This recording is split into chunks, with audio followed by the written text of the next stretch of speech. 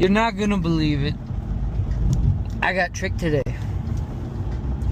This guy came in and I was talking to him, showing him different cars. He didn't care what he wanted. He's just like, I need something, you know, low miles, family car, got a kid, got 3 jobs, I live with my parents, and the whole thing just kind of was a little unique, but that's all right. I'm like, his numbers weren't adding up completely, but he's got 3 jobs. I know how inconsistent that can be, so whatever. It was a little off. And then I gave him the key and we were talking and stuff. And then I got distracted. I'm taking notes. Then he's like, I might have this trade in too. And it was a sports car, which we don't have any sports cars. It's all family cars. So I was like, oh my gosh, finally a sports car. So he goes in his pocket, takes his phone out, and I'm like, oh wow, a charger. Wow. Oh, 5.2 liter. Oh. Well, I didn't know that he put the key in his pocket. But I don't think he really did it on purpose. Because when he was leaving, he reached in his pocket to get his keys. And then, then they just, like, he didn't pull it out, but he felt something weird. And then he took a pause and looked. And then he turned around and looked back at the dealership, which I got my back turned towards him because it's big windows.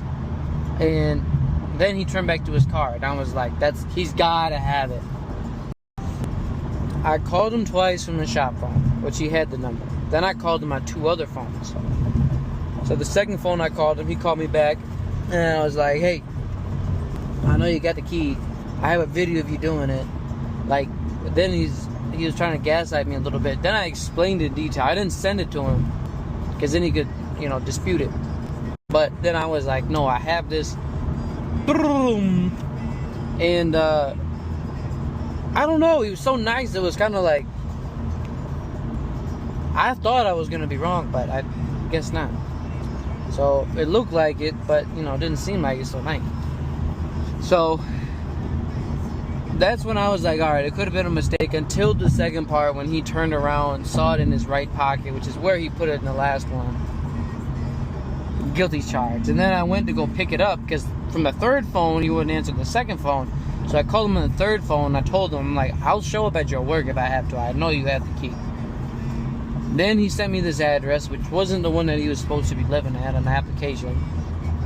So I got the key, and then he's trying to be like, oh, is it just better to pay a car in cash? And I was like, no, we're not going to sell you a car. And I wasn't a jerk or nothing. I was like, why'd you have this? How'd you get it? What were we going to do with it? Story didn't make sense. So I'm just like, okay. We're not going to sell you a car. Accident or not, we can't do it. Like, have a good night. Shook his hand. Whole time very respectful, being nice. So I don't think there's a point of trying to be the big man or nothing. But yeah, that's what happened today. I was like, geez, I got duped. I felt bad for my boss too, because I was like, I don't know what's gonna happen with it. But we're gonna go happy as can be.